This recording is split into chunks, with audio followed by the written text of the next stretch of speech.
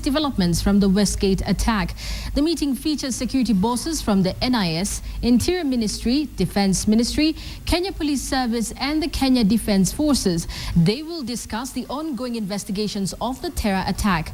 The government has confirmed that a briefing will follow to update the country on the Westgate siege after the General Service Unit and Kenya Police Service conducted a major raid in Nairobi's Majengo and Pumwani area in search of a suspect linked to the attack. Security agents say the man has crucial information on the attack at the Westgate Mall and could be a major link to the rest of the terror group.